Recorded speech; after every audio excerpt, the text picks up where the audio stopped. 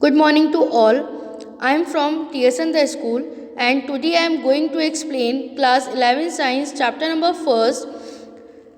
It is the second part of this chapter. Today I am going to explain diversity in the living world.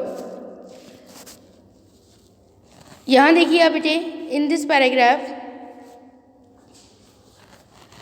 if you were to increase the area that you make observation in this range, the variety of the organism that you see would increase. Obviously, if you were to visit a dense forest, you would probably see a much greater number and the kinds of the living organism in it.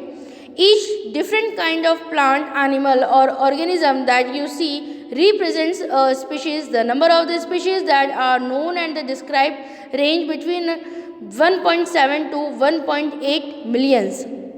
यदि हम किसी forest का अवलोकन करते हैं, यदि हम वहाँ की स्टडी करते हैं तो हम वहाँ पे क्या देखते हैं, उस सघन वन में हमें कई सारे जीव दिखाई देंगे जो कि बड़ी संख्या में होंगे और उनकी कई सारी टाइप्स हम लोग देखेंगे, कई तरह की किस्में हम लोग देखते हैं.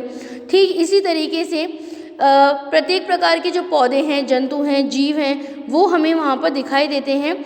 किसी एक जाति का ये प्रतीक नहीं होता, किसी एक जाति का ये प्रतीक होते हैं, सभी जातियाँ हैं जो अलग अलग होती हैं.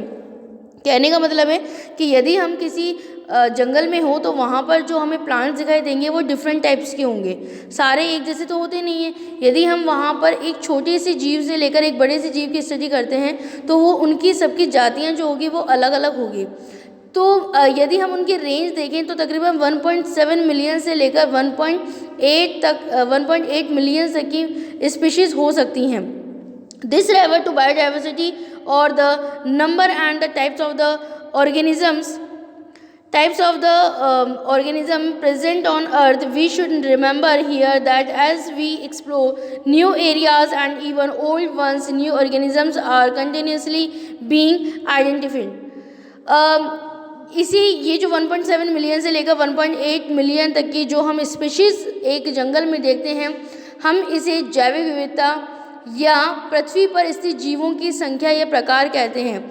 इसमें हमें ये याद रखना चाहिए कि जैसे जैसे हम नए तथा यहाँ तक कि पुराने क्षेत्रों की खोज करते हैं तो हमें नए नए जीवों का पता लगता जाता है. जैसे कि यदि हम किसी डेजर्ट एरिया में हैं तो वहाँ पर पाए जाने वाले ऑर्गेनिज्म डिफरेंट होंगे, प्लांट्स डिफरेंट होंगे और वहाँ पर जो एनिमल्स हैं वो डिफरेंट होंगे. इसी तरीके से यदि हम किसी ऐसी जगह की स्टडी करते हैं जहाँ पर जो मौसम है वो बहुत ठंडा है या बर्फ़ जमी हुई है तो वहाँ पर जो प्लांट्स होंगे वो डिफरेंट टाइप्स के होंगे और वहाँ पे जो एनिमल्स पाए जाएंगे वो डिफरेंट टाइप्स के होंगे. ठीक है, तो अलग अलग जगह के ऊपर अलग अलग तरह के जीव हमें मिलते हैं. इसके बाद में यहाँ पर आइए next paragraphs. There is a need to standardize the naming of living organisms such that a particular organism is known by the same name all over the world. This process is called nomenclature. प्रत्येक जीव के लिए हमें कोई एक standard name यानी मानक नाम जो है वो रखना बहुत ज़रूरी होता है ताकि पूरे संसार में, पूरे विश्व में उसे उसी नाम से जाना जाए. और उन्हें नाम देने की ये जो प्रक्रिया होती है इसे हम नाम पद्धति यानी कि नॉमेनक्लेचर कहते हैं. ऑब्वियसली नॉमेनक्लेचर और naming is only possible when the organism is described correctly and we know to what organism the name is attached to, that is identification. किसी भी जीव को, चाहे वो प्लांट किंगडम का हो या वो एनिमल किंगडम का हो, उसको नाम तभी दिया जा सकता है जब उसकी हम सही पहचान कर लें. यानी वो किस फैमिली से बिलोंग करता है, वो किस ग्रुप से बिलोंग करता है, वो किस किंगडम से बिलोंग करता है, तभी जाके हम उसका नॉमेनक्लेचर कर सकते हैं. तो जीवों को सही पहचानने की ये जो पद्धति है इसे हम कहते हैं आइडेंटिफिकेशन यानी कि पहचानना.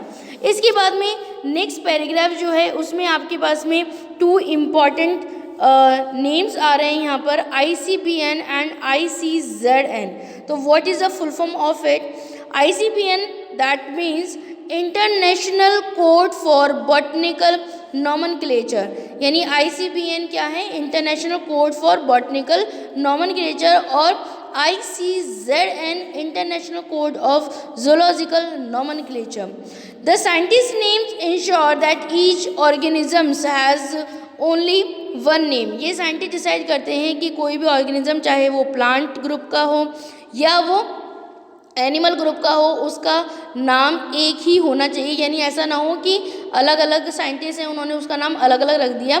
तो ये सुनिश्चित किया जाता है कि जो नाम किसी एक जीव को हमने दे दिया है वो नाम किसी और दूसरे जीव को न दिया जाए। Okay, biologist follow universally accepted principles to provide scientific names to know organisms.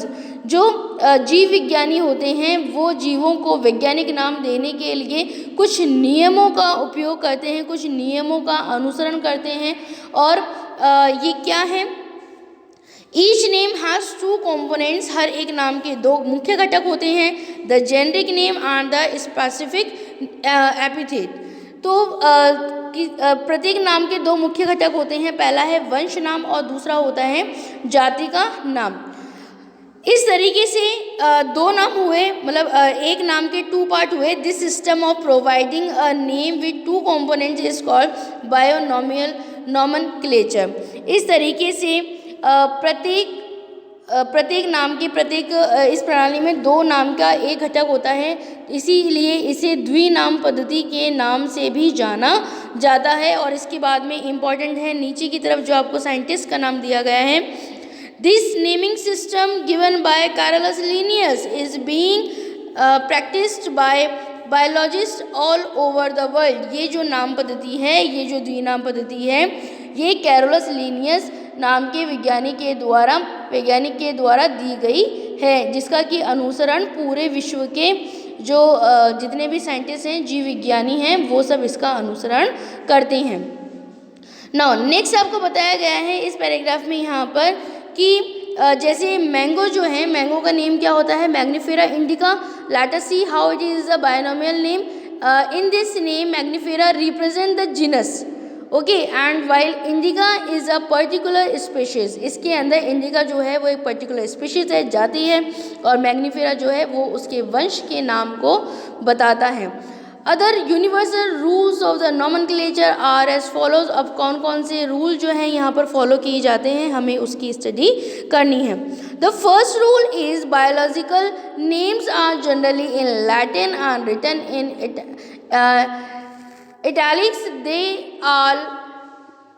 are Latinized or derived from Latin irrespective of their origin. The first word in a biological name represents the genus, while the second component denotes the specific epithet.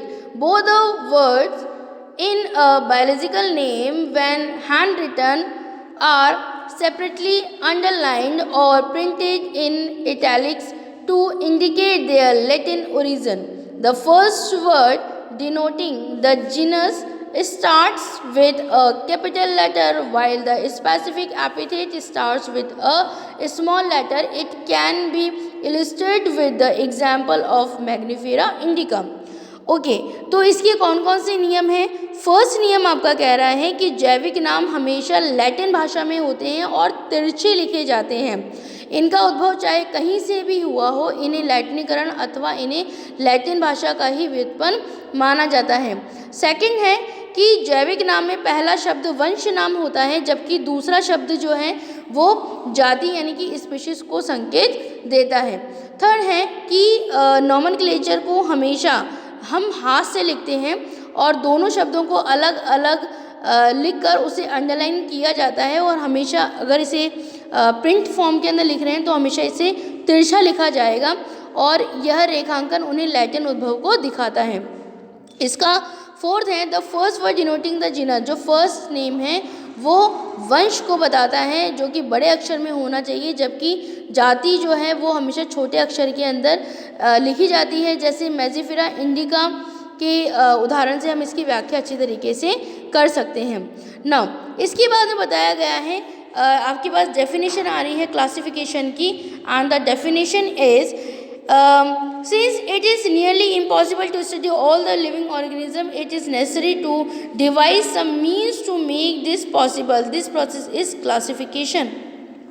सभी जीवों का अध्ययन करना हमारे लिए असंभव होता है, इसलिए हमने कुछ ऐसी युक्तियां बनाई हैं जिसकी आवश्यकता से ये संभव हो गया है, जिससे कि हम उसका स्टडी कर सकें, और इस प्रक्रिया को हम क्या कहते हैं, क्लासिफिकेशन यानी कि वर्गीकरण कहते हैं। इसमें आपके पास में नीचे की तरफ देखिए एक इम्पॉर्टेंट वर्ड आ रहा है, टेक्सा। तो व्हाट इज टेक्सा? टेक्सा क्या है, यहाँ दिया है the scientific term for these categories is taxa. तो इससे पहले हम थोड़ी सी ऊपर से स्टडी करते हैं कि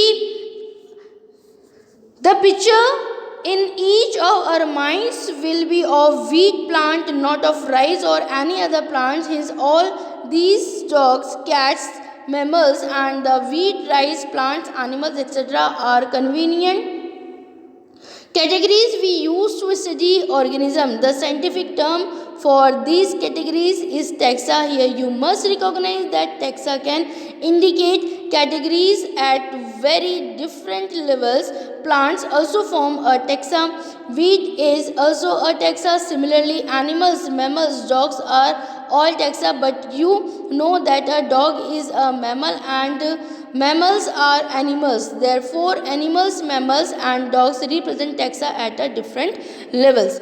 तो टैक्सा क्या है, तो उसके लिए हम देखते हैं कि हम थोड़ा सा स्टडी करते हैं ऊपर की तरफ से कि वर्गीकरण वह प्रक्रिया है जिसके के अंदर कुछ सरलता से हम दिखने जो हमें बाहर से जो गुण दिख सकते हैं उसके ऊपर हम फर्स्टली उसे अलग अलग भागों के अंदर बांटते हैं, और फिर इंटरनली लेवल के ऊपर जो उसके अंदर गुण हैं उसके हिसाब से उसका अंत तक का वर्गीकरण किया जाता है। उदाहरण के लिए हम पौधे अथवा प्राणी जैसे कि डॉग है, कैट है, कोई भी इंसेक्ट है, उसको हम लोग सरलता से बहुत ईजिली हम उसे आइडेंटिफाई कर सकते हैं कि ये डॉग है, कैट है और ये इंसेक्ट है। उसी समय हमारे माइंड के अंदर कुछ ऐसे ऑर्गेनिज्म आ जाएंगे जिसके अंदर इनसे सिमिलरिटी वाले कैरेक्टर इनमें प्रेजेंट होते हैं। जैसे कि यदि हम डॉग के बारे में स्टडी करें तो हम नाम सुनते ही हमारी आंखों के सामने क्या दिखेगा, डॉग दिखेगा, हम कैट तो नहीं दिखेगी ना। इसी तरीके से यदि एसोसिएशन के विषय में यदि हम लोग सोचें तो हम क्या देखते हैं कि मान लीजिए मैमल्स है ना, यानी कि कोई भी स्तनधारी जो है ऐसे जंतु के विषय में सोचें जिसके बाहर कान और शरीर पर बाल होते हैं। उसी प्रकार पौधे में यदि हम गेहूं की स्टडी कर रहे हैं तो हमारे विचार में गेहूं ही आएगा, उसके अंदर हम चावल का पौधा तो हमारे माइंड में नहीं आएगा ना। इसलिए dog, cat, mammals and wheat, rice और कुछ पौधे या जंतु जो हैं ये हमने कुछ वर्ग बना रखे हैं जिनका उपयोग हम स्टडी के दौरान करेंगे। इन वर्गों को वैज्ञानिक शब्दावली के अंदर हम क्या कहते हैं, टैक्सा कहते हैं। यदि यहाँ पे ये हमारे लिए एक्सेप्टेबल होगा कि टैक्सा जो है विभिन्न स्तर के ऊपर सही वर्गों को बताता है। जैसे कि ये जो वर्ड दिया है प्लांट, तो प्लांट अपने आप में एक टैक्सा है, व्हीट अपने आप में एक टैक्सा है, एनिमल अपने आप में एक टैक्सा है, देन मैमल्स, देन डॉग, ये सभी टैक्सा हैं। लेकिन हमें यहाँ पर ये ध्यान देना होगा कि यदि हम मैमल्स की बात करें तो मैमल्स में किस तरीके के हम ऑर्गेनिजम्स को इंक्लूड करेंगे, और हमने डॉग लिया है तो हम उसी किस तरीके के ऑर्गेनिजम्स उनके अंदर इंक्लूड करेंगे, उसकी स्टडी जो है वो हम आगे की ओर करेंगे। आगे बता रखा है कि hence based on characteristics all living organism can be classified into a different taxa. This process of the classification is taxonomy. Okay इसीलिए आगे कहा गया है कि किसी विशेषीकरण, पहचान, वर्गीकरण अथवा नाम पद्धति आदि ऐसी प्रणाली है जिसके अकॉर्डिंग हम आगे जाके वर्गीकरण करेंगे। इसे हम क्या कहते हैं, वर्गीकरण विज्ञान के आधार के ऊपर इसे पढ़ा जाता है, जिसे कि हम क्या कहते हैं, टैक्सोनॉमी यानी कि वर्गीकी कहते हैं। अर्थात विशेषीकरण, पहचान, वर्गीकरण और नाम पद्धति ऐसी प्रणालियां हैं जिन्हें कि हम टैक्सोनॉमी यानी वर्गीकी कहते हैं। नेक्स्ट आगे की तरफ बता रखा है आपके पास में systematics. Human beings were since long not only interested in knowing more about the different kinds of organism and their diversities, but also the relationship among them. This branch of study was referred to as a systematics. Okay, आगे की तरफ दिया गया है कि काफ़ी समय से मानव जो है वो विभिन्न प्रकार के जीवों के विषय में जानने के लिए और उनकी जो डाइवर्सिटी है, विविधता है, उसको जानने के लिए अपनी रुचि दिखाता रहता है, अपने इंटरेस्ट दिखाता है। और अध्ययन की इस शाखा को हम क्या कहते हैं? सिस्टमैटिक्स कहते हैं, यानी वर्गीकरण पद्धति कहती हैं। सिस्टमैटिक्स जो है बेटा, ये एक लैटिन वर्ड है। इसमें सिस्टमा जो है उसका अर्थ होता है जीवों की नियमित व्यवस्था, यानी the word systematic is derive from the Latin word systema which means systematic arrangement of the organisms. And उसका जो नेक्स्ट पार्ट है वो हमें बताता है identification, nomenclature and classification. Systematics takes into account यूबिलिटरी रिलेशनशिप बिटवीन ऑर्गेनिजम्स। लीनियस, इसके बाद में सिस्टम में जो शब्द है उसका तो है जीवों की नियमित व्यवस्था, और लीनियस ने अपने पब्लिकेशंस का टाइटल सिस्टमा नेचर चुना क्योंकि वर्गीकरण पद्धति में पहचान, नाम पद्धति और वर्गीकरण को शामिल करके इसके क्षेत्र को बढ़ा दिया गया है। तो वर्गीकरण पद्धति में जीवों के विकासीय संबंध का भी ध्यान रखा जाता है। आई होप कि आपको चैप्टर का यहाँ तक का पार्ट बहुत अच्छे से तरीके से समझ में आया होगा। थैंक यू वेरी मच बेटे।